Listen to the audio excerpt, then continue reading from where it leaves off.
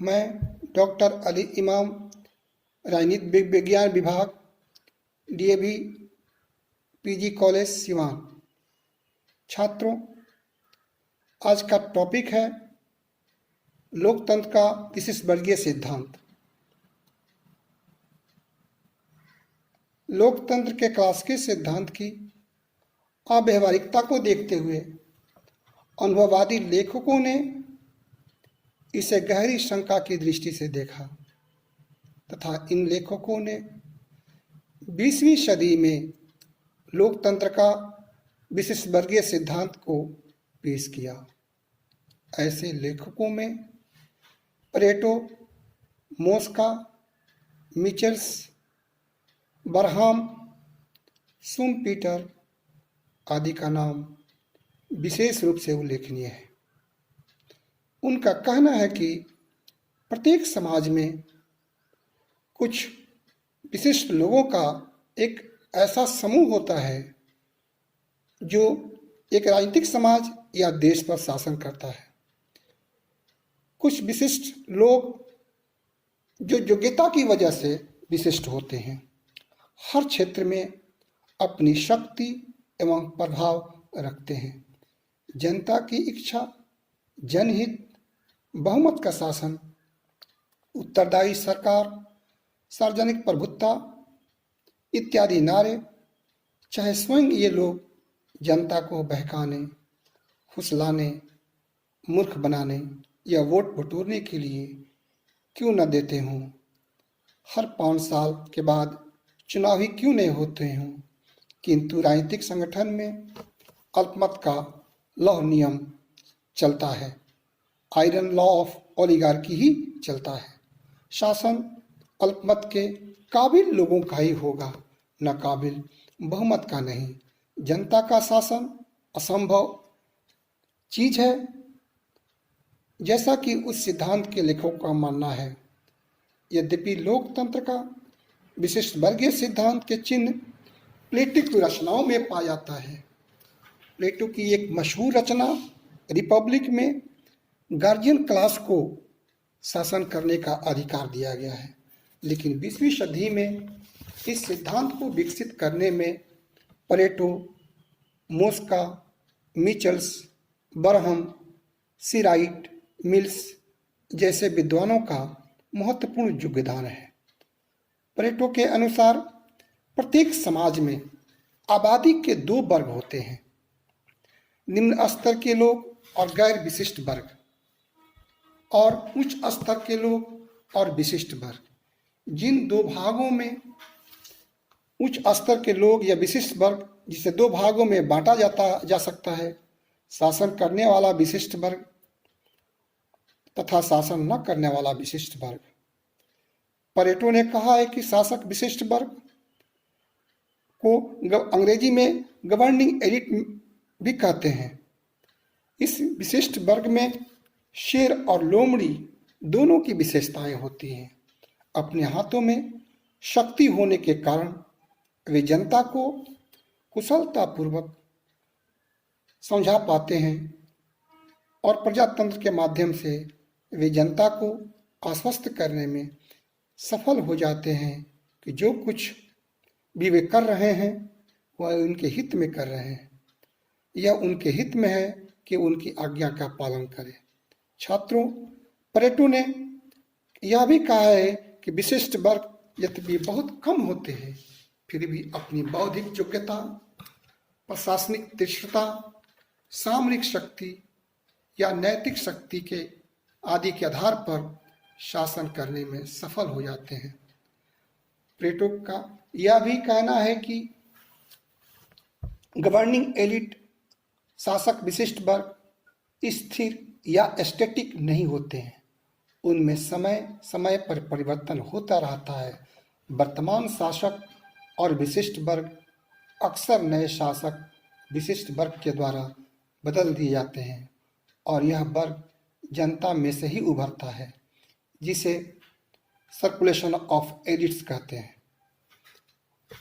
प्लेटो के बाद मोस्का ने भी लोकतंत्र का विशिष्ट वर्गीय सिद्धांत का प्रतिपादन करते हुए कहा है कि समाज में शासक और शासित वर्ग होते हैं। शासक वर्ग अल्पमत में होता है तथा अच्छी तरह से संगठित होता है। शासित वर्ग बहुमत में अवश्य होता है परंतु असंगठित होता है, अतः बहुमत पर अल्पमत का शासन चलता रहता है।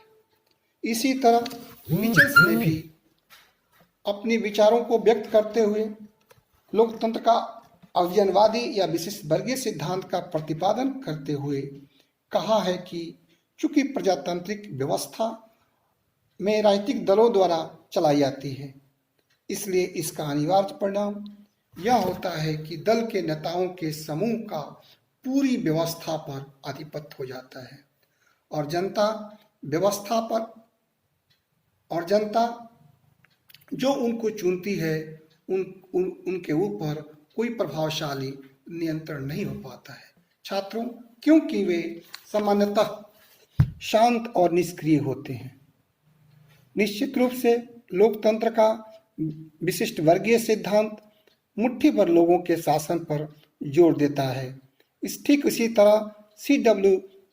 मिल्स ने भी विशिष्ट जन को विशिष्ट अभिजन का नाम देते हुए इस सिद्धांत का विस्तार दिया।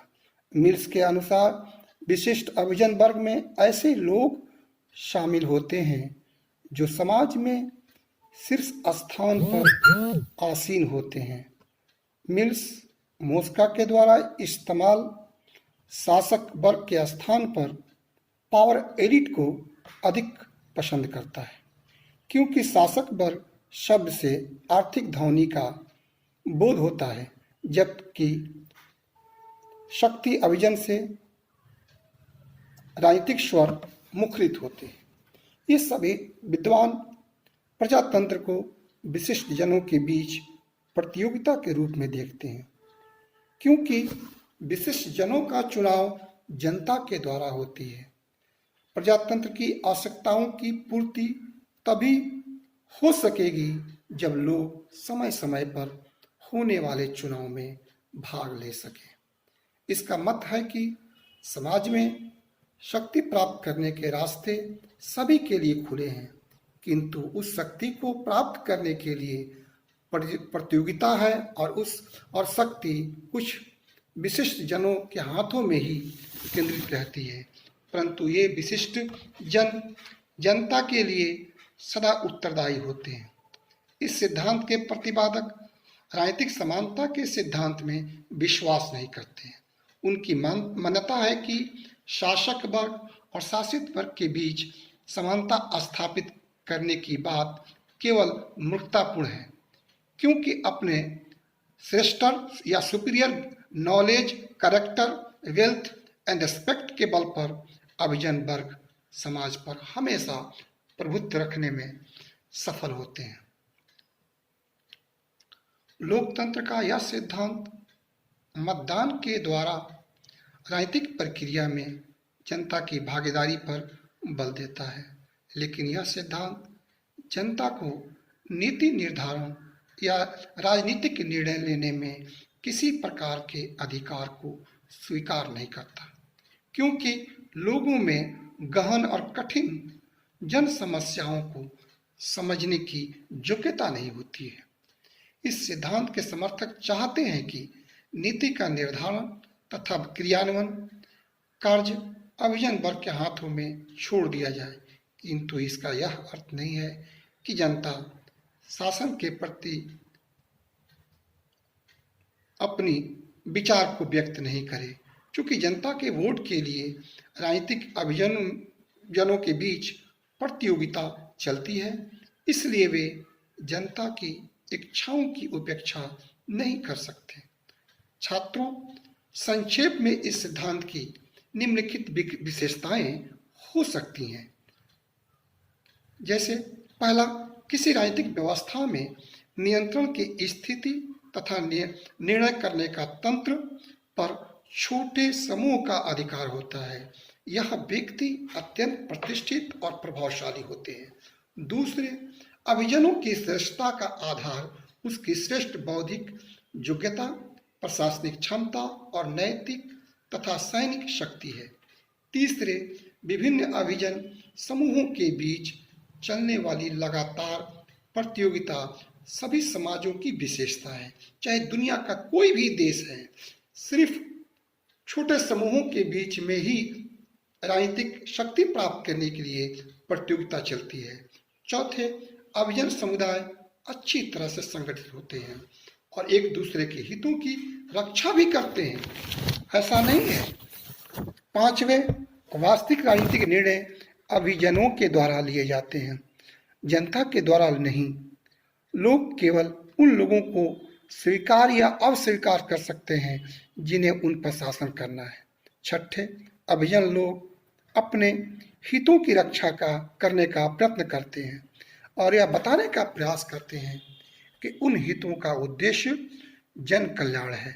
सातवें, यह प्रजातंत्र का ऐसा सिद्धांत है जो राजनीतिक व्यवस्था को बनाए रखने तथा समाज में अस्थायित्व लाने का उद्देश्य रखता है। छात्रों, उदारवादी लोकतंत्रों में क्लास के सिद्धांत की स्वीकार्य आदर्श तथा मूल्य लुप्त हो गए हैं।